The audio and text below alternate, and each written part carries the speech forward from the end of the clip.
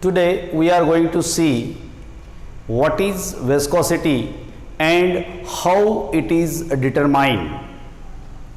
Now we know that every liquid exhibits some resistance to the flow of that liquid. This resistance to the flow of liquid is known as viscosity, and this viscosity is developed in a liquid because of the shearing effect of one layer which pass over the another layer. Why there is a viscosity? Why there is resistance between the layers of the liquid? This resistance in the layers of liquid is due to the shearing effect of one layer over the another layer. Now consider a motion of the liquid. Suppose liquid is flowing on this stationary area.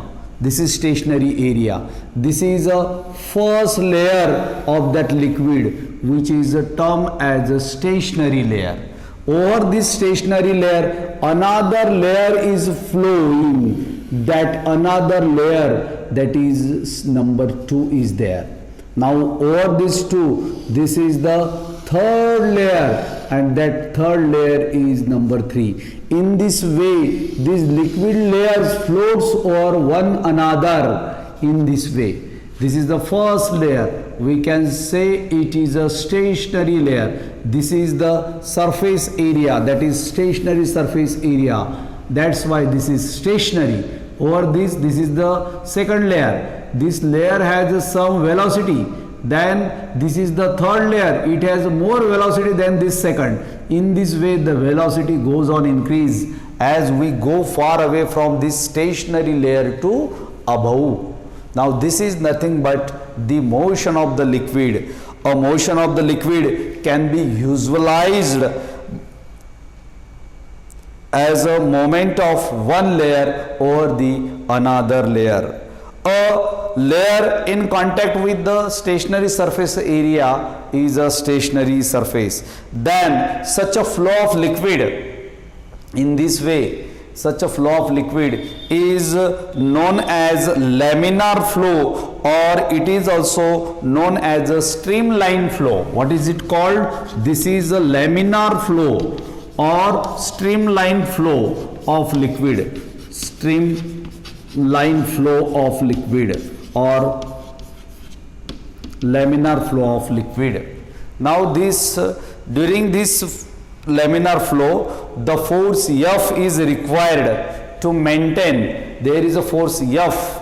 That force F is required to maintain the velocity difference between the two layers as a dV, and this force which is required to maintain the velocity difference dV, this force F is called as a retarding force, and this force is directly proportional to the area of contact of that layer and also directly proportional to the velocity gradient. That's why from this to this F is directly proportional to A into dV by dx. Here this F is a retarding force. This force has opposite sign to that of the flow of liquid. That's why here there is a negative sign. Now after this there is some constant here in order to remove this proportionality sign, and that is eta, and here this eta is called as a viscosity coefficient, and this eta is nothing but F upon A into dV by dx. In this way, what is eta? Eta is the viscosity coefficient, and how it is defined? Viscosity coefficient eta equals to F when eta equals to F when A equals to 1 meter square, velocity difference 1 meter per second, and distance between two parallel layers is a 1 meter. That's why eta equals to F. That is, the viscosity coefficient is nothing but a force when the two parallel layers having area of contact 1 meter square and velocity difference between these two layers is 1 meter per second, and these two layers are 1 meter apart, means distance, this small distance between two layers, that is dx, is 1 meter, then such a force is nothing but a viscosity coefficient. Now see units of this eta. In order to know the units of eta, you must know the dimensions of force, area, dv and dx. Now see the dimension of force. You know the dimension of force are ml t raised to minus 2. You studied it. Area dimension L square. And what is the dimension of dv upon dx? You know v is nothing but velocity, that is meter per second. Okay, and this is nothing but distance x. That's why the dimension of this is t raised to power minus 1, and that's why the overall dimension becomes m, as it is L raised to power minus 1 t raised to power minus 1. This is the dimension of this eta. That's why what is the MKS unit? M means mass, that is kg, length meter, this is second inverse. Now CGS unit, instead of kg there is a gram, centimeter, and it is second. Okay, in this way this is nothing but CGS unit, this is nothing but MKS unit, but this CGS unit is also referred as a poise.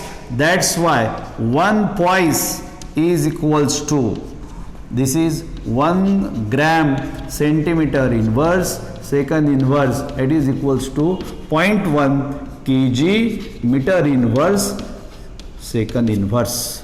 Now this is the relationship between MKS unit and CGS unit. Now see how this viscosity can be determined. This viscosity can be determined with the help of a particular apparatus, and that apparatus is known as Ostwald's viscometer. What is it called? It is called as Ostwald's viscometer. This Ostwald viscometer is Ostwald's viscometer, name of scientist.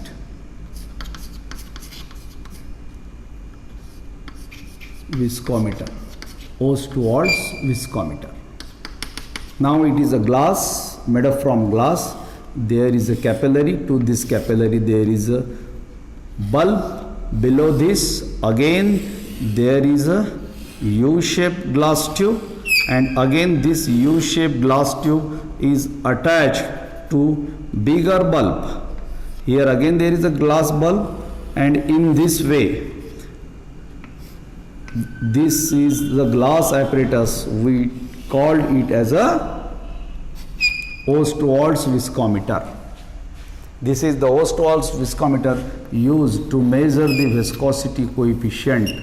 Now the experimental liquid is here, of which we have to determine the viscosity coefficient, and another liquid is there. That liquid is called as a reference liquid, and reference liquid, as previously, again it is water of a known viscosity coefficient at a particular temperature. Now here the experimental liquid is taken in this lower bigger bulb up to greater than this half. Here filled it is.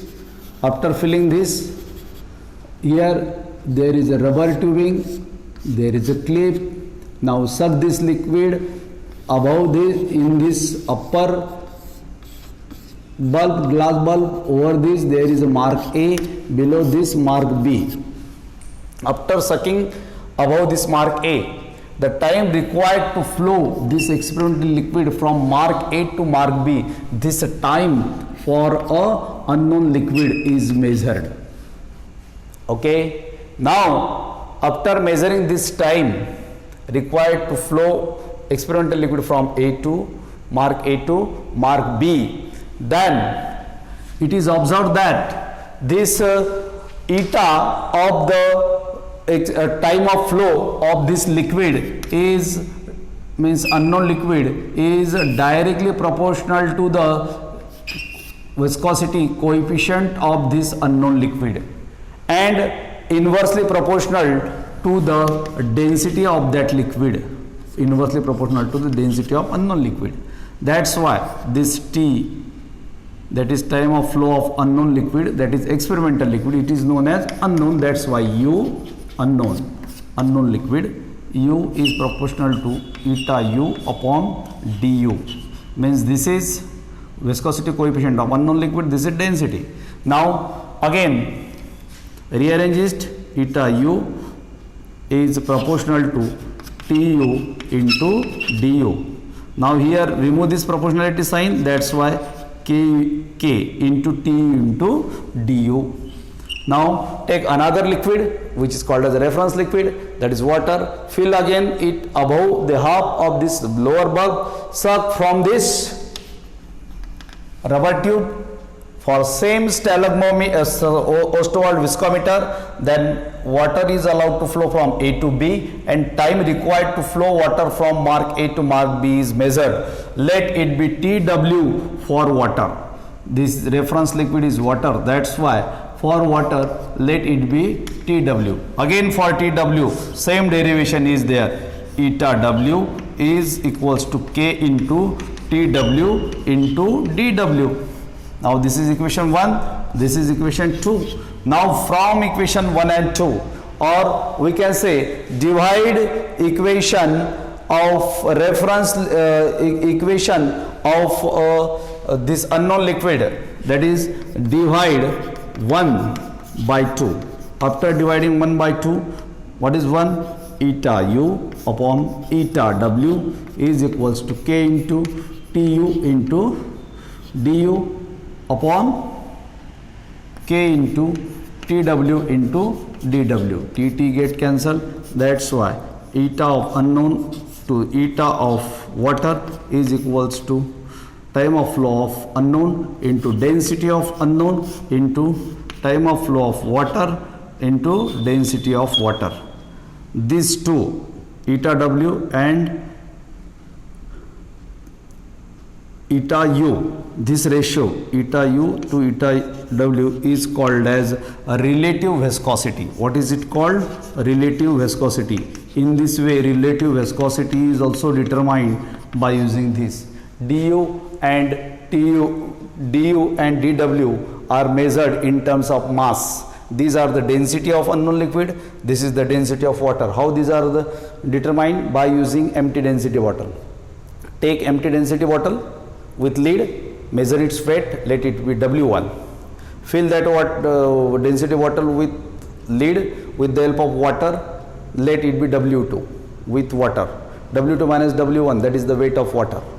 Okay, again same density bottle, same lid, fill with the help of unknown liquid, measure its weight W3. W3 minus W1, again it gives the weight of unknown liquid. But since the same volumes are there, that's why density is nothing but mass upon volume. Okay, that's why this density, volume remains same, that's why mass of unknown liquid upon mass of water, because volume are same. Here density of unknown equals to mass of unknown upon volume of unknown. V stands for volume, but volume in both case same, because same density bottle is used. In this way these two are determined.